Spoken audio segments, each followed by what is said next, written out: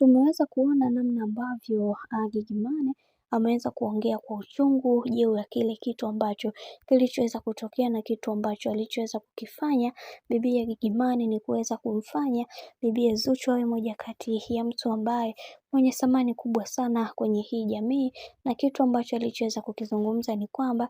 Diamond Platnumz amekuwa mwanaume wa kukosea mara zote, lakini ifike kipindi anatakiwa kuweza kutambua thamani ya mke wake. Haijalishi kuna namna ambavyo yeye anamchukulia, lakini linapokuja swala la heshima, basi anatakiwa kuweza kumpatia heshima yake, kwa sababu ndiyo mwanamke wake ambaye aliyeweza kumchagua. Na hiki ambacho amekuwa kikitengeneza mara kadha wa kadha, kiukweli kinamvunja moyo bibiye Zuchu, kwa sababu kuna mengi ambayo amekuwa akiyafanya Diamond Platnumz, na wengi wao walitamani kuweza kuona vingi katika maisha yao, lakini ndo kama hivyo, kadri siku zinavyozidi kwenda ndivyo ambavyo mambo yanazidi kuharibika kwa upande wake, na wengi wao wamekuwa wakiomba sana msamaha juu ya kile kitu ambacho kinachotokea, lakini msamaha siku zote haufanyi mtu aendelee kukuamini zaidi, kwani hiki alichoweza kukifanya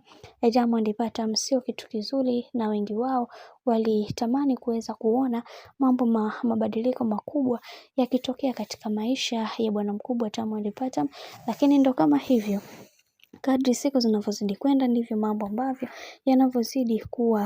kuharibika, na wengi wao wakazungumza na kusema kwamba kwenye hiki kinachoendelea sasa, kuna baadhi ya watu wanatakiwa kuweza kujifunza kutokana na makosa, kwa sababu kila mtu anaamini kwenye kile ambacho anachokiamini. Hivi kwa hiki ambacho kinachoendelea sasa, kiukweli sio kitu kizuri, na pia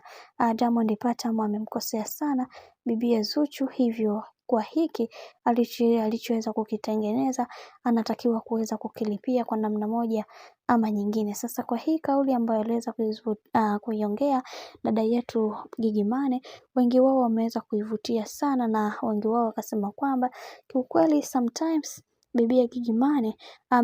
anaongeaga chenga, lakini hiki ambacho alichoweza kukiongea kina mantiki kubwa sana katika maisha ya bibiye Zuchu. Lakini wacha tuone mambo yataendaje, kwa sababu kila mtu anatamani kuweza kuona bibiye Zuchu akiwa na amani na furaha katika maisha yake, kwani kila mtu anaamini kwenye kile ambacho alichoweza kukizungumza dada yetu kipenzi